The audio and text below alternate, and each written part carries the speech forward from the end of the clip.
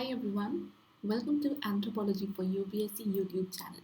In this video, we are going to see the art of answer writing via using the previous year questions.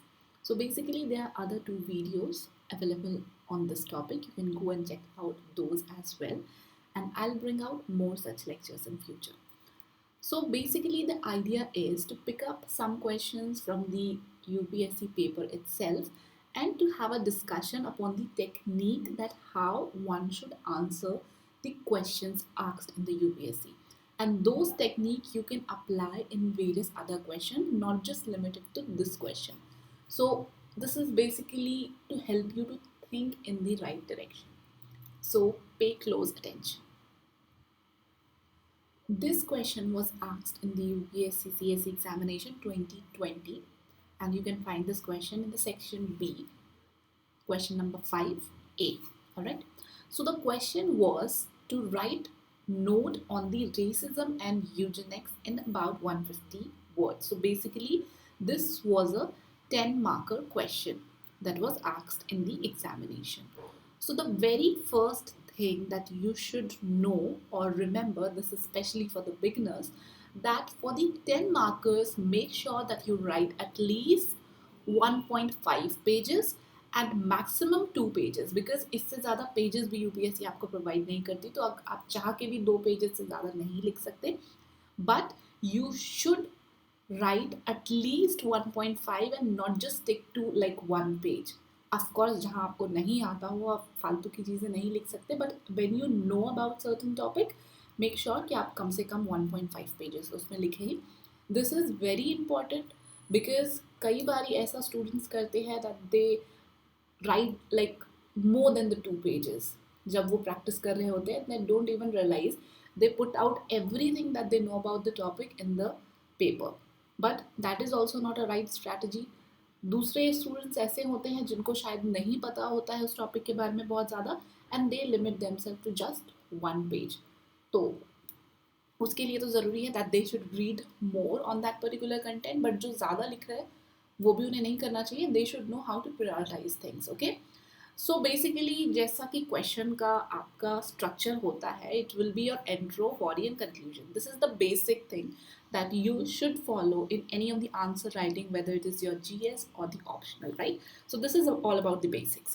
Now talking about this particular question, or you can apply this method to most of the 10 marker question, to most of the 10 marker question, mind my word, most. ठीक है, क्योंकि 10 marker के question में there is a catch, and what is that catch? UPSC just give you certain terms. जैसे इस question में आपको racism and Eugenix दिया गया है. दीज आर जस्ट 2 terms और the concepts which is given to you by the UPSC in the 10 marker. वहीं अगर आप 15 marker या 20 marker की बात करते हैं तो उसके अंदर कुछ कीवर्ड्स होते हैं, डिस्कस, जो भी आपको वो यूपीएससी पूछना चाहती हो. वहीं 20 marker के क्वेश्चन में भी आपको कुछ अप्लाइड क्वेश्चन भी पूछे जाते हैं, so that you can just follow the question. आप क्वेश्चन की जो डिमांड है उसको फुलफिल करते जाएंगे and you can make up your answer. But 10 markers के केस में ये लिबर्टी नहीं देती है यूपीएससी आपको, बिकॉज यहाँ पे आपको बस टर्म्स दिए जाते हैं ज़्यादातर. तो इन टर्म्स को देने का मतलब है, और जहाँ पे भी ये एंड यूज हुआ रहता है ना, व्हेन रेसिज्म एंड यूजेनिक्स, तो जब यूपीएससी आपको ये 2 terms दे रही है, बीच में एक एंड लगा रही है, which means that they want you to answer in a way where you could show some kind of a relation in between the two. ऐसा नहीं है कि आप रेसिज्म को अपना अलग कंसेप्ट के तौर पे टैकल करोगे, यूजेनिक्स को अलग करोगे and you are done with it. आप ऐसा करोगे तो आपको नंबर तो मिलेंगे ऑफ कोर्स, ऐसा नहीं है कि उसमें आपको लड्डू मिलेगा, बट उतने अच्छे नंबर नहीं मिल पाएंगे that you can actually get. So ऐसे एंड वाले गेट के अंदर क्या करना है हमें. अब इसके अंदर जो आपका इंट्रो है, you can take it as something कि आप इंट्रो कुछ ऐसा दो दैट इंडिकेट कि आप आगे क्या करने जा रहे हो. ठीक है, आप अपने क्वेश्चन का फ्लो कैसा बना रहे हो, अगर ऐसा कुछ आप ला पाओ then that is very good. So basically जब हम रेसिज्म यूजेनिक्स की बात करते हैं तो मैंने यहाँ पे इंट्रो लिखा है, and this is not something that is the best one. you can of course come out with some other entry as well. So जैसे racism और eugenics है, they are the interconnected concepts that have had significant historical and societal impacts. तो basically मैं यहाँ पे बताना चाह रही हूँ कि आगे जो मेरे आंसर का फ्लो होने वाला है वो इनके इंटरकनेक्टेडनेस के बारे में होने वाला है, और थोड़ा बहुत हम ये भी देखेंगे कि कैसे इन्होंने ओवरऑल इम्पैक्ट किया है सोसाइटी को एज अ होल. ऑलराइट, अब सपोज आपको कोई दूसरा और क्वेश्चन पूछा जाए, लेट्स टेक कि menarche and menopause. Menarche and menopause आपको ये पूछा गया है शॉर्ट आंसर्स में, तो आप इसको कैसे करोगे, अपना फ्लो कैसे दिखाओगे कि मेनार्च और मेनोपॉज दोनों ही बहुत सिग्निफिकेंट बायोलॉजिकल इवेंट है in a life span of a women. So this is how you are showing कि आप मेनार्च और मेनोपॉज को वुमेन के लाइफ से जोड़ के एक बायोलॉजिकल इवेंट के तौर पे डिफाइन बता रहे हो अभी, एंड फर्दर आपका आंसर उसी बेसिस पे इर्द गिर्द घूमेगा. एक तो इम्पॉर्टेंट इवेंट, दूसरा बायोलॉजिकल, यानी कि आप इन दोनों के साथ अपना बॉडी वाला पोर्शन बनाओगे. I hope the thing is clear for you.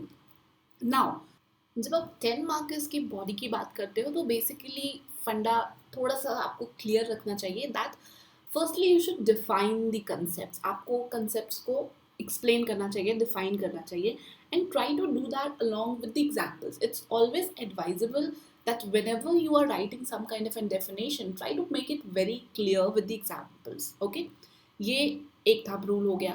Then the second thing is, like, since this is the and वाला question, there you should try to show the relationship. अब ये रिलेशनशिप अलग अलग तरीके का हो सकता है. There can be a contrasting relationship, there can be a complementary relationship, there can be a direct relationship. तो वो कंसेप्ट के ऊपर डिपेंड करता है कि कौन सा कॉन्सेप्ट कैसे आपस में कोरिलेटेड है. ऑलराइट, तो जब आप रेसिज्म और यूजेनिक्स की बात करें तो इनका आप रिलेशनशिप भी दिखाओगे.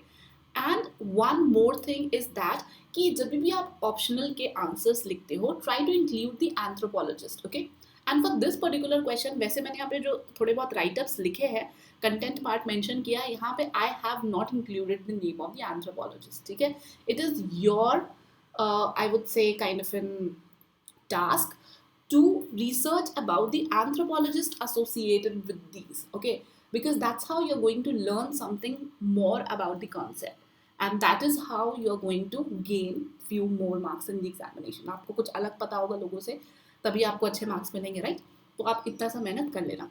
सो now coming to the topic कि रेसिज्म है, तो रेसिज्म को आप डेफिनेटली इसको सिंपल टर्म्स में डिफाइन करोगे. अगर आप एंथ्रोपोलॉजिस्ट के भी इसके अंदर डेफिनेशन डालना चाहते हो, स्कॉलर्स के भी डालना चाहते हो, that is well up to you. डालोगे और भी अच्छी बात है. Then definitely mention the example. जैसे यहाँ पे नाजिस जमन का एग्जाम्पल दिया हुआ, you can pick up any of the example, you can pick up the examples from the like recent past also, everything will work. Okay, then आप इसके अंदर इस कंसेप्ट को और समझाने के लिए और क्या चीज़ें ऐड कर सकते हो, that you need to think about. अब यहाँ पे रेसिज्म के बारे में मैंने सोचा तो आई थॉट अबाउट कि okay we can tell about the basis of racism, right, कि रेसिज्म के बेसिस क्या क्या हो सकते हैं, and that's how you can write. अब यहाँ पे ये जो यूजेनिक्स मूवमेंट है ये भी कहीं ना कहीं रेसिज्म का बेसिस बन जाता है, बिकॉज यूजेनिक्स जो मूवमेंट था, जब आपको उसके बारे में पता हो और जब आप आगे डिफाइन भी करोगे, रिलेशनशिप भी दिखाओगे, देन यू विल सी कि वहाँ पे सुपीरियर जीन्स को प्रमोट करना,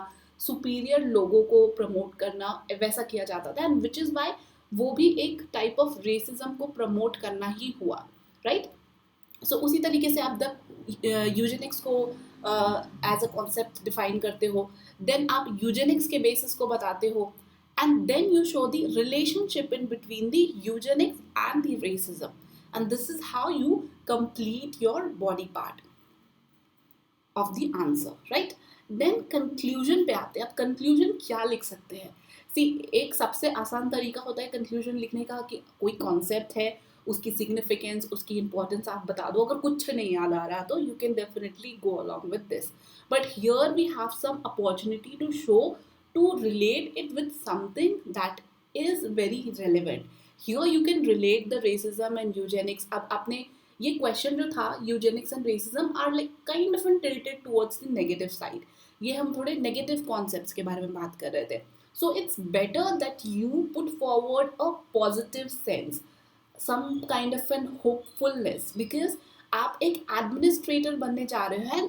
this like positive attitude is required, ठीक है, ये पॉजिटिव एटीट्यूड रिक्वायर्ड होता है, तो जहाँ मौका मिला है you should definitely show this.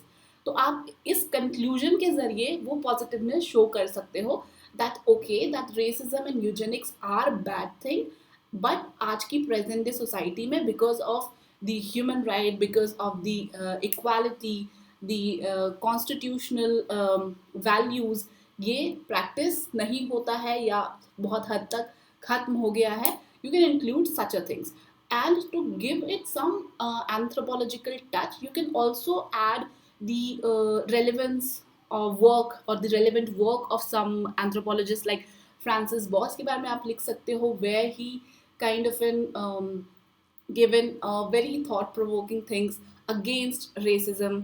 इनका जो cultural relativism वाला भी concept था, that was again something that was derived towards the equality, जहाँ पे आप लोगों के बीच में भेदभाव नहीं करते and you have a kind of a very good feeling for the others.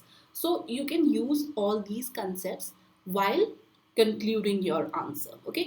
So I hope आपको ये overall structure समझ में आ गया होगा.